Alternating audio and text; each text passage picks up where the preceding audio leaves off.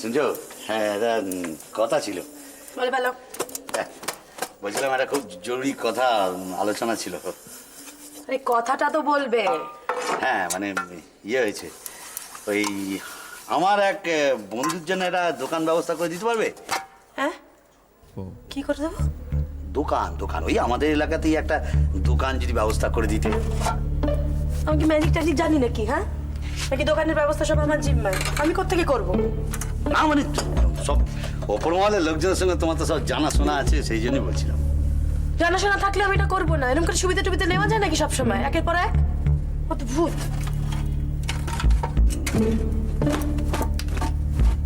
তাহলে মানে তুমি কি হবে? কি আর হবে? বন্ধুকে গিয়ে বলে দেবে। আমার পক্ষে সব করা সম্ভব নয়।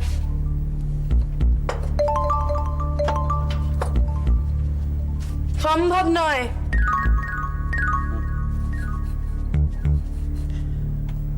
চুপ করে গেলে কেন? না বলছি যে তাহলে তুমি কিছুই ব্যবস্থা করতে পারবে না?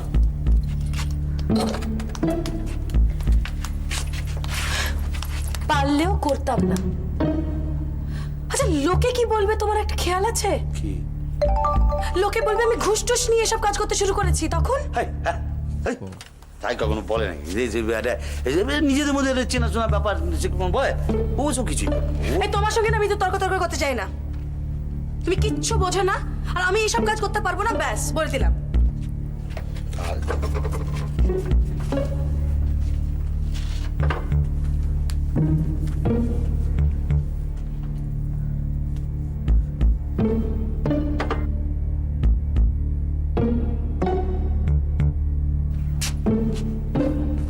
তোমাকে নিয়ে না আমি যে কি করবো আমি বুঝতে পারি না। এরকম আলটপকা কথাগুলো বলে দাও কেন বলো তো? একে ওকে তাকে স্বভাবটা বদলাও।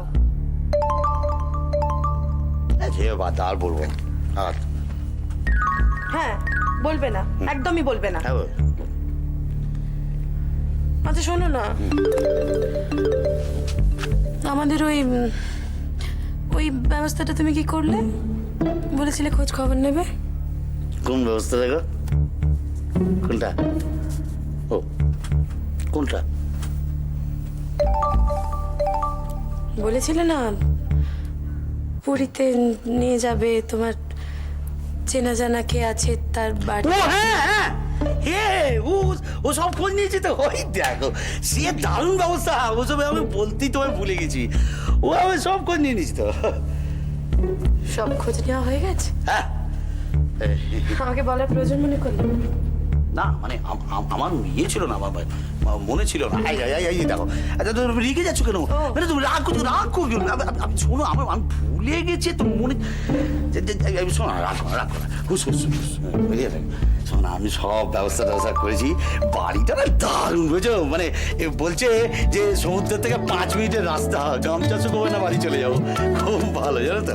মানে জল টল ইলেকট্রিসিটি, তারপরে ওই সব বাসন কোসন সব কিছু আছে। কিছু লাগবে না, ও গেল আগে সামান্য লাগবে, ও ব্যবস্থা হয়ে যাবো। তুমি চিন্তা করতে হয়ে যাবে।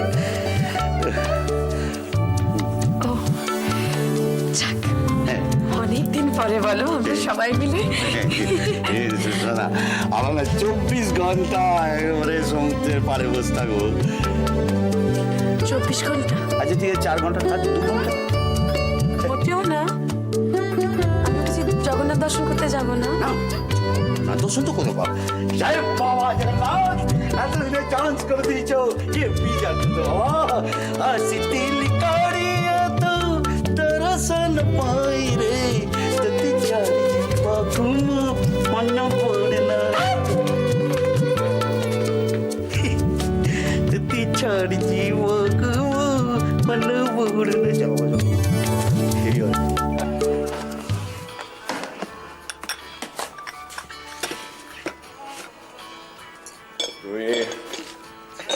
আজকাল তোকে স্কুলে যাও না? না, সে তো বেশ কিছুদিন হলোই যাচ্ছি না। তোমার আজকে খেয়াল পড়লো? না, বেশ কয়েকদিন লক্ষ্য করেছি। হয়তো শরীর খারাপ, তাই তুমি যাও না। না না, ওই ড্রাইভারকে দিয়ে পাঠিয়ে দিই। ড্রাইভারকে দিয়ে বাহ সুন্দর।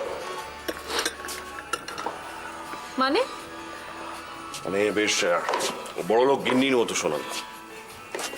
যাকে তুমি আরেকটু কফি খাবে? না খেলে বলো, করে দিচ্ছি। তা তোমার সেই স্কুলের বান্ধবীরা, তাদেরকে তুমি মিস করো না, বা তারা তোমাকে মিস করে না? হ্যাঁ, ওই যখন যাই তখন দেখা হয় তো। এক সময় তো যাকে বলে তারা তোমার পার্ট অফ লাইফ হয়ে গিয়েছিল। তুমি যেরকম ভাবছো অতটা কিছু নয়।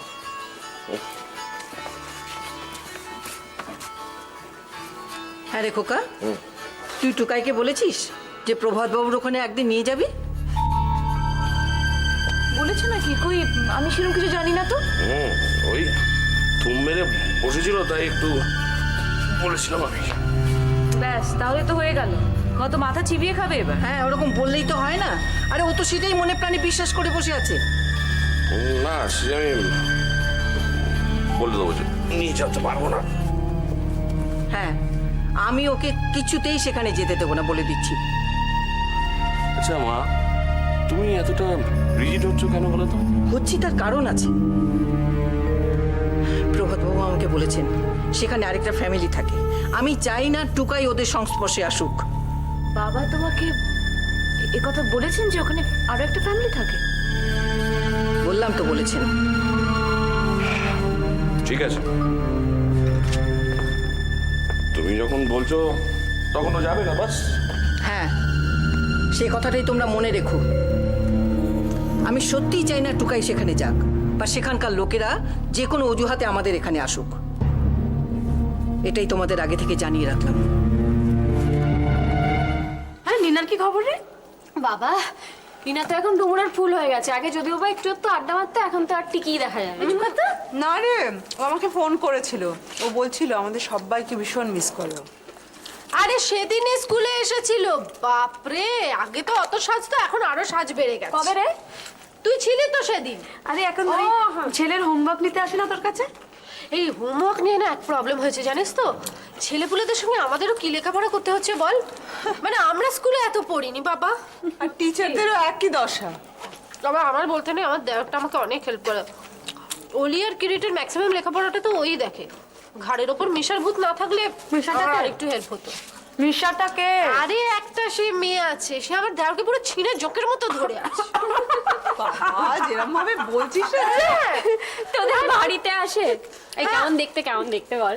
দেখতে আহামরি কিছু নাই, মোটামুটি আমার দেওরের সঙ্গে একসাথে পড়ে, ডাক্তারি পড়ে। ডাক্তারি পড়ে? আরে বাস, তাহলে তো দুটো ডাক্তার এক বাড়িতে, কত পয়সা তুই খালি একটু ভাব পরবর্তীকালে। লাভলি। প্লিজ একটু থামবি নাদিয়া। তুই না এত তাড়াতাড়ি ভবিষ্যৎটা ভেবে ফেলিস না। সত্যি সেই কোথাকার জল এখন কোথায় গড়াবে তার নেই ঠিক। আমার ননদটা এইসব দিকে খুব ভালো, জানিস তো? একটা ছেলের সঙ্গে প্রেম করছে, সেটা বেশ ভালো। তাই বুঝি? ও বুঝে ফেললো? কি করে বুঝলি তুই? হ্যাঁ রে, মিষ্টি ছেলে, সবসময় বৌদি বৌদি করে, খুব আপন করে নিতে বাহ পারে। বাহ বাহ বাহ, বৌদি বৌদি করে মানে খুব ভালো ছেলে হয়ে গেছে। এই জানিস তো এই তুই? শোন শোন, দাঁড়া দাঁড়া, তোরা চুপ কর। আমি তা বলিনি কিন্তু একবারও। আমি বললাম যে একটা কথাবার্তা শুনে বোঝা যায় না যে সোবার ছেলে, মিশুকে, ঘরোয়া, এটাই বলছি। তোরা যে কি বলিস না। তোর কথা শুনে কি মনে হচ্ছে বলতো? একদম আমার শাশুড়ি কথা বলছে। আমার শাশুড়ি অসীম সম্পর্কে কি বলে জানিস তো? বলে ও ভীষণ ভালো ছেলে, কত টাকা নিয়ে আসে, কি কাকিমা কাকিমা করে। সীমা, সেই প্যাটেলের কি হলো রে? কোনো খোঁজ পেলি? সেরকম কিছুই এগোতে পারিনি। সেই নিয়েই তো ভাবছি রে। ভাবিস না এত, তোরা ভাবিস না সব ব্যাপার নিয়ে। আচ্ছা আমাকেই দেখতো, চোখের সামনে পুরো অন্ধকার দেখছিলাম। বিশ্বাস কর, যখন মনে হয়েছিল না দোকানটা আর খুলবে না, পুরো অন্ধকার দেখছিলাম। পুরা হাত বেরোতো তো। কেন ভাবিস বলতো তোরা বেকার এত? এই তোর বরের অ্যালটমেন্ট হয়ে গেছে না রে? দোকানটা শুরু হয়ে যাক, তারপর একদিন আমরা সবাই মিলে গিয়ে খুব অত্যাচার করবো। অত মজা মজা করো না, আর অত অত্যাচার করবো মানে আমি রাখবো না তোদের। না, সকলকে ডাকো। তার মানে তুই আমাদের দেখে দেখে অত্যাচার নিবি। নাজমা, সাকিনা, আরে গেল কই সব? আরে ম্যানেজার সাহেব একা একা অন্ধকারে কি করেন? আরে এটা সব যায় কই? বাসা খালি? হ্যাঁ, নাজমা সাকিনাকে নিয়ে দোকানে গেছে। ও সাকিনা বায়না ধরেছে ওরা নতুন পেন্সিল চাই, পুরনো পেন্সিলটা হারিয়ে গেছে। তা আমি বললাম যে আমি যাই, না আমি নাকি বুড়ো হয়ে গেছি। এসে বলবো এক্ষুনি, এই তো রাস্তার ধারেই দোকান, আপনি বসুন। তো কি ব্যাপার আপনার? হ্যাঁ জামাল সাহেব, একটা কথা বলবো ভাবছিলাম। বলেন না, বলেন বলেন বলেন। না বলছিলাম যে বসেই তো আছি, হ্যাঁ যদি আপনার বিজনেসে কোনো কাজে লাগি। মানে শরীরটা তো গেছেই, মনটা ফাঁকা রাখা না বড় বিপদ। নানান ধরনের সমস্ত বোধ চিন্তা এসে, মানে হিসেব টিসেব রাখা আর কি। যদি মাঝে মধ্যে একটু ভলেন্টারি সার্ভিস দেওয়া যেত। ব্যাপারটা কি কোন দেখি ম্যানেজার সাহেব?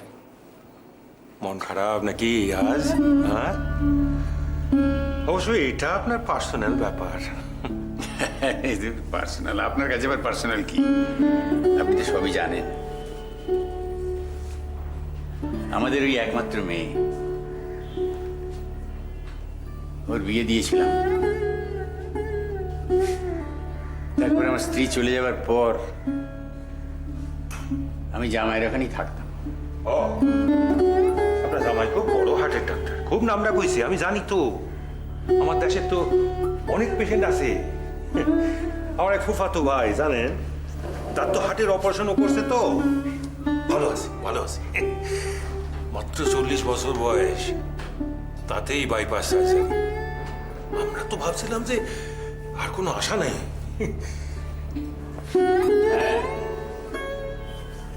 আমার জামাই খুব বড় ডাক্তার, সেই জন্যই তো জীবনের সব সঞ্চয় ভেঙে এমন একটা পাত্র আমরা খুঁজে বার করেছিলাম। কি জানেন,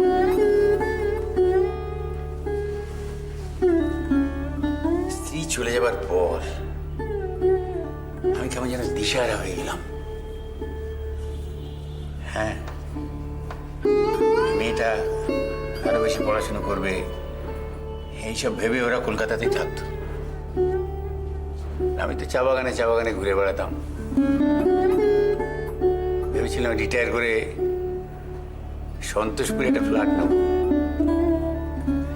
নিয়ে চা খেতে খেতে বাকি জীবনটা কাটিয়ে দেবো। যে লোকটা রোজ মদ খায় সে রয়ে গেল, আর যে কোনোদিন এটা ছুঁলোই না সে সিরোসিস অব লিভারে চলে গেল। আপনার বেয়ানও বেশ ভদ্র মানুষ। কথাটা তো ভদ্রতা নিয়ে নয় জামাল সাহেব। মানুষ যখন নিজের চোখ দিয়ে নিজেকে চিনতে পারে না, নিজের দামটা খুঁজে পায় না, তখন সে অন্যের চোখে নিজের দাম খোঁজে। সে চায় যে আমাকে মানুষ চিনুক, জানুক, আমার দাম দিক। আসলে এই যে আমি এখানে থাকি, এই নাজমা, সাকিনা, এরা কি আমাকে দয়া করে? এরা আমাকে ভালোবাসে। আর ওখানে সবাই আমাকে মেনে নিয়েছিল, আমাকে গ্রাহ্য করত, ভালোবাসতে শুধু একজন। কে? আমার নাতি। কি নাম জানো আপনার নাতির? সৌম্য। বাহ, সুন্দর নাম তো। আমার স্ত্রী রেখেছিল নামটা। আমার নাতির 1 বছর পূর্ণ হওয়ার আগেই স্ত্রী চলে গেল।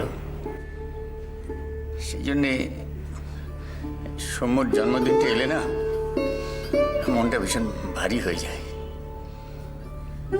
আপনি তো যান ওরে দেখতে শনিবার শনিবার। আপনার মনে আছে?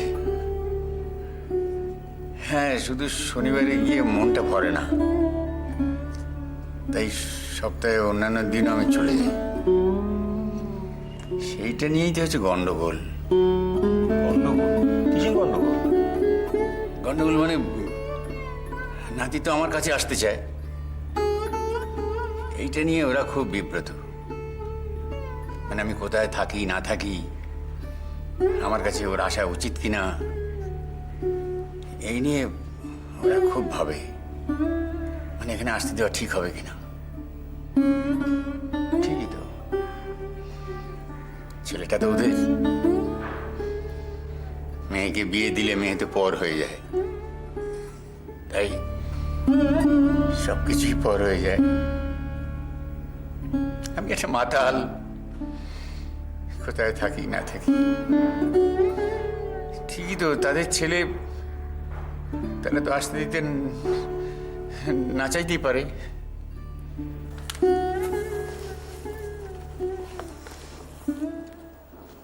উমা, এই পেনটা কোথা থেকে পেলি? এটা খুব দামি পেন। দাও না, অসীম কাকু দিয়েছে। কে দিয়েছে? অসীম কাকু দিয়েছে। তোকে দিল আর তুই হাত পেতে নিয়ে নিলি? হ্যাঁ, তোকে বারণ করেছিলাম না? তো নিজেই তো আমাকে দিয়েছে, আমি কি করব? নিজেই তো এসে দিল। কি আশ্চর্য কথা! আমি তোকে বারণ করেছিলাম, কি আবার করবি? বড় তো হচ্ছিস, রিফিউজ করবি। ঠিক আছে, দাও তো, কাল সকালে দিয়ে দাও। আর ফেরত দিতে হবে না। তুমি রাগ করলে মা?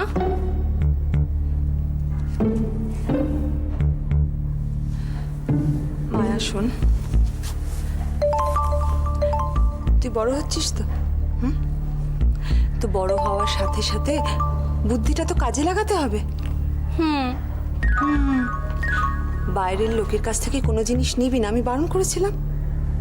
তো অসীম কাকু তো আমাদের বাড়িতেই থাকে মা, আমাদের আত্মীয় হয়তো। হ্যাঁ, এখন বাড়িতে আছেন, কিন্তু ওনার তো একটা আলাদা বাড়ি আছে। এখন আছেন, কিছুদিন বাদে চলে যাবেন।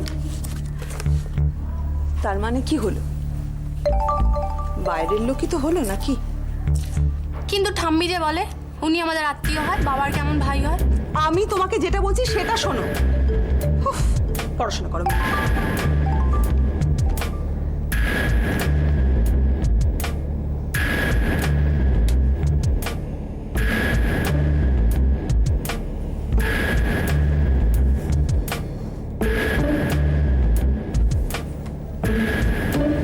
মায়া, কি? আচ্ছা, তুই তোর অসীম কাকুকে কতটা পছন্দ করিস? একটুও পছন্দ করি, কেমন করে যেন কথা বলে। একটুও পছন্দ করিস না তো? তোর স্কুলে এরকম অনেক বন্ধু আছে যাদের তুই পছন্দ করিস না, তাদের কাছে কিছু নিতে তোর ভালো লাগে না? ভালো লাগে না তো?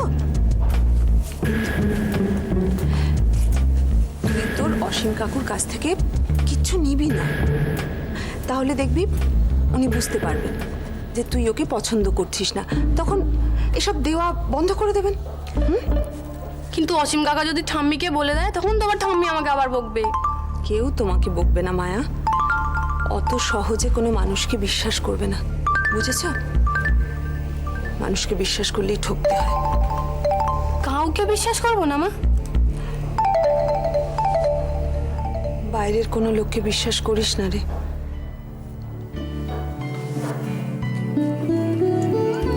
তোর বাবা